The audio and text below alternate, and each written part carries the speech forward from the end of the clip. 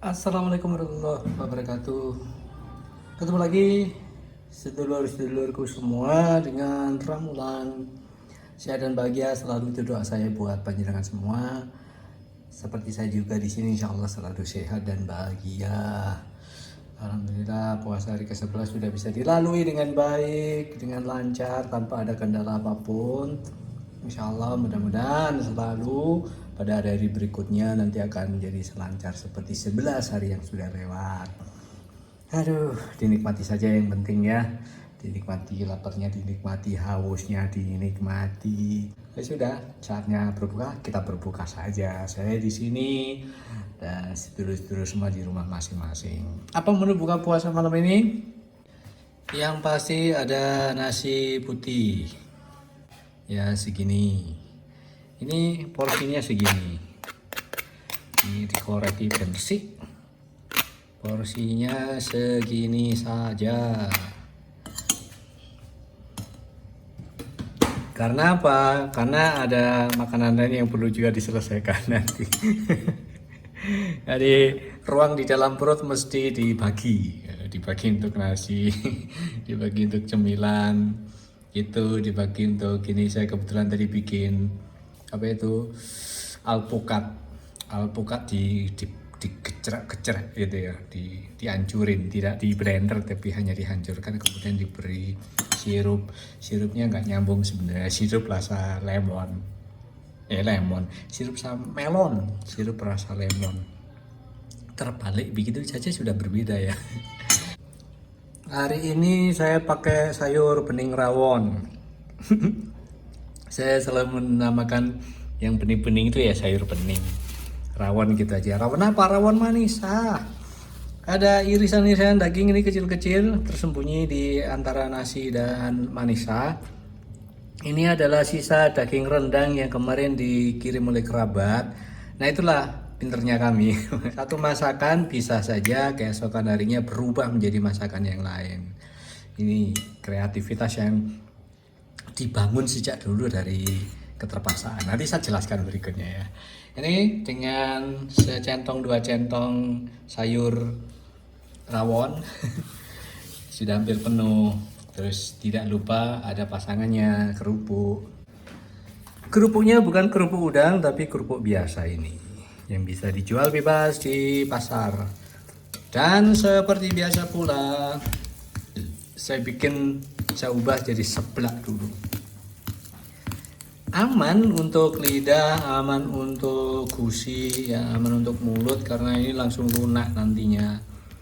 Kalau kremus biasanya kalau makannya nggak hati-hati bisa nyerempet gitu ya, bisa melukai lidah, bisa melukai bibir dalam, bisa melukai gusi. Begini saja enak ini, seperti ini. Tapi untuk yang memang nggak doyan seperti ini ya jangan dikiranya nanti waduh jorok amat sih ini ya. Kesannya memang jorok kalau untuk orang yang tidak suka dengan hal semacam ini. Tapi kalau makan rujak kok nggak dibilang jorok, ayo coba campur gitu ya, tuh ulet mbek bumbu nih, sayur, tahu, tempe, kikil, cingur, timun, sembarang diulet jadi siji kok arep ayo. Terus apa bedanya kalau ini saya ulet saya campur juga. Ya, sambungan nggak jelas. Yes, ya udah siap seperti ini, tinggal makan saja. Yuk, makan. Bismillahirrahmanirrahim. Ini di piring saya sudah ada sepiring jangan bening rawon dan ada seblak kerupuk matang. Enak, langsung terserap itu kuahnya semuanya. Nggak usah pakai sambal, bikin aja guys. Cocok. Ya enak.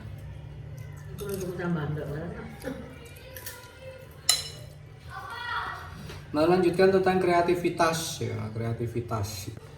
Memang kreativitas gak perlu diberi tanda petik ya.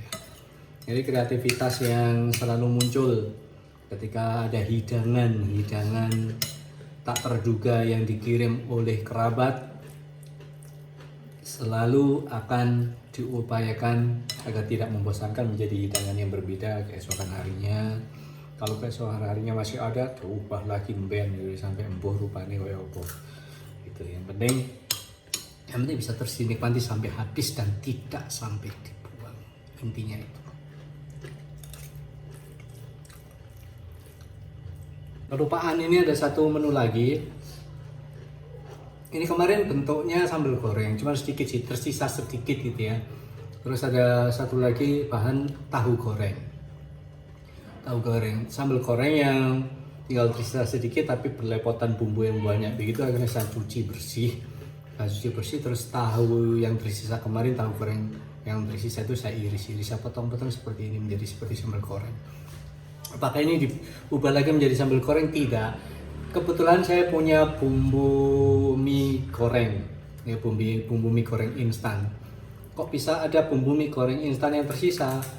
Ya karena pada suatu ketika saya tidak cukup makan satu bungkus saja, melainkan satu setengah sampai 2. Itu pada saat-saat tertentu saja kalau sudah laparnya luar biasa dan kepingin banget makan mie goreng.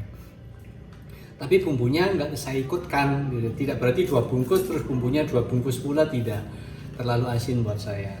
Karena ketika masak satu bungkus pun bumbu serbuknya itu tidak semuanya saya ikutkan. Jadi dengan 1,5 mie bumbunya cukup 1. Nah otomatis kan bumbu tersisa 1, itu saya simpan. Nah bumbu itu bermanfaat untuk mengubah bahan-bahannya yang sudah saya sebut tadi menjadi seperti ini. Jadi setelah saya cuci, sambal goreng saya cuci, terus tempe, tahu saya potong-potong, kemudian saya goreng lagi, digoreng dengan sedikit minyak, dioseng gitu ya, bukan digoreng sampai tenggelam, tidak, sedikit saja. Yang penting bisa agak kering. Kemudian bumbu mie goreng tadi saya taburkan, semacam sambal goreng tapi sebenarnya bukan sambal goreng karena bumbunya hanya bumbu mie goreng. Enak, pasti enak. Enak banget. Karena aroma sambal goreng terasa agak bosan ya, karena beberapa hari makan sambal goreng terus, akhirnya terpikirlah bagaimana caranya tetap bisa dimakan tapi dengan cita rasa yang berbeda. Itulah kreativitas di rumah kami, di keluarga kami. Tidak akan membiarkan satu bahan makanan pun pada akhirnya harus dibuang karena kami malas mengutak-atik, tidak. Itu yang zaman biyen, zaman live, zaman kabeh opo-opo, zaman makan kurang gak warak kemarin ono, saiki ono panganan wakeh terus gak dirumat. Akhirnya apa? Seperti ada panggilan dari masa lalu gitu ya. Eling biyen. Itu ceritanya. Seperti saya ceritakan kemarin, sudah mulai berdatangan kerabat-kerabat yang menghantar makanan. Ya tuh sudah mulai harus punya planning, punya rencana akan diapakan gitu ya. Saya biasa yang maju untuk melakukan penyelamatan karena memang saya tidak pernah rela ada makanan yang terbuang gitu ya. Bicara nih rekayasa segala macam, yang penting aman. Nanti pada episode-episode berikutnya akan saya ceritakan hidangan apa yang datang kemudian diubah menjadi seperti apa. Kalau yang sekarang ya ini baru sambal goreng dan rendang kemarin. Sambal goreng dan rendang berubah menjadi makanan. Jadi jangan bening rawon dan tahu kentang telur puyuh goreng ditaburi bumbu mie goreng. Jenenge apa gak ngerti sembuh. Pokoknya enak. Pernah pada satu kesempatan karena nasi terlalu banyak, akhirnya saya dan Mak berkolaborasi mengubah nasi itu menjadi kerupuk puli.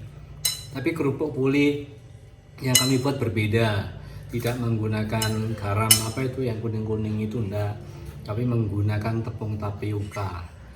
Tetap enak, gurih dan tetap bisa mekar karena ada tepung tapioka di situ. Wong lek ngarani uyah bleng. Entah nama ilmiahnya apa saya nggak ngerti, nama resminya apa, pokoknya orang di kampung kami namakannya uyah bleng. Warnanya kuning seperti belerang gitu loh ya. Memang enak banget ketika menggunakan itu tuh, enak banget, gurihnya itu khas.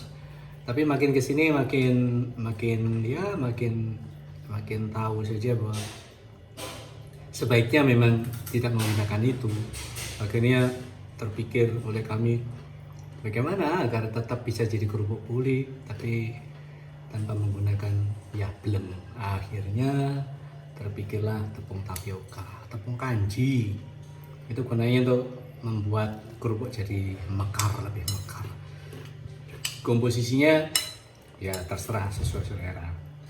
Nggak usah terlalu banyak, nanti hasilnya memang bagus, lebih bagus. Semakin banyak tepung tapioka semakin bagus karena kalau lebih mekar gitu.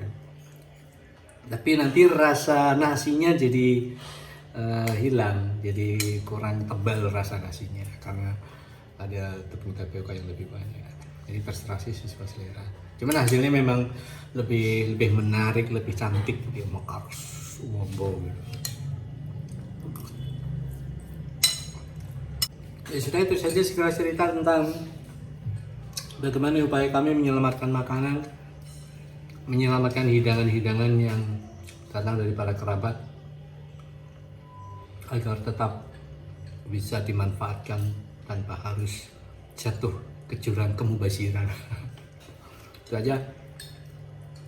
Semoga kita semua selalu sehat dan bahagia. Ketemu lagi insyaallah besok sore, besok senja ya. Nah, tetap jaga kesehatan, tetap jaga kebahagiaan. Kebahagiaan ciptakan sebisanya dengan apa yang ada di hadapan kita. Terima kasih. Assalamualaikum warahmatullahi wabarakatuh. Dadah.